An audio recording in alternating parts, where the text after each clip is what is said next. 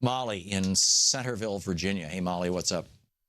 Hi, Tom. I would like to know your thoughts on how we're going to keep science relevant during the Trump administration, especially at a time when so many politicians are capitalizing on misinformation and ignorance, and now with a known climate change denier heading the EPA. Well, I can guarantee you that 100% of all the Republicans in the House, the Senate, and soon to be in the White House, when they get sick, they suddenly believe in science, right? If Donald Trump gets gonorrhea, he is going to want antibiotics. It's just that simple. He's not going to say, oh, well, I think I'll take the opinion of 99 scientists, and if one of them says, oh, you can cure that with colloidal silver, I'll just do the colloidal silver. No, he's going to go for science. And so my guess is that the thing that's going to bring science to the fore, Molly, is the reality of climate change. We are seeing right now the Arctic disintegrating, the sea ice is disintegrating, the Larsen Sea Shelf in the Antarctic and the South Pole disintegrating. We're seeing wild weather patterns now all across the United States, all over the world. We're seeing droughts. We're seeing wild storms.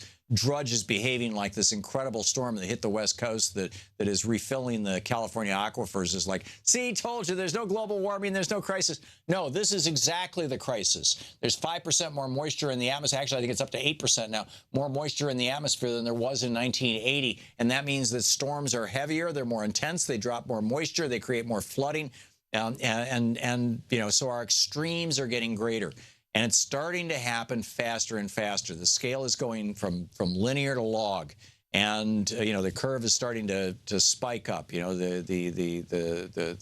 L curve, as it were. And I just think it's going to be undeniable. I mean, they're going to reach the point where they have to do something about it. I mean, down at Miami Beach, they're having to raise the roads. And I mean, they have the benefit of a Democratic mayor who is working on that. I believe he's a Democrat. But so that's my concern is that, Trump says he's going to cancel the Paris Agreement, and, he's headed, he's given Scott Pruitt the job of heading the EPA, and he's not even, he's denied that climate change is happening. And do you feel like Trump and the Republicans are going to acknowledge climate change? Well, obviously not off the bat, because they've got to satisfy their petro-billionaire donors, the Koch network and Exxon Mobil and whatnot. Right, and now he's going to be the Secretary of State. But there's, right? There's this old saying: reality has a way of biting you in the butt, and I believe that we're that close. The climate change was more of an academic conversation back when I wrote Last Hours of Ancient Sunlight in 92, 93, 94. It was nobody even was talking about it, right? And now, and then we went through a period where people were talking about it and like, oh my God, it's coming, it's coming. Well, it's here now. It's here now. So I'm pretty convinced that they're going to be dealing with some serious problems that they can no longer deny. Now, the problem, Molly, is that our media is denying it.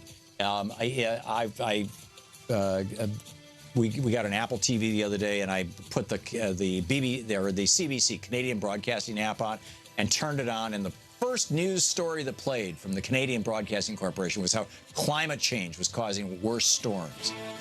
You're listening to Thom Hartmann. Visit ThomHartmann.com for audio and video archives. Unfortunately, that's not happening in the media in the United States, because the media in the United States is being largely supported by big fossil fuel companies.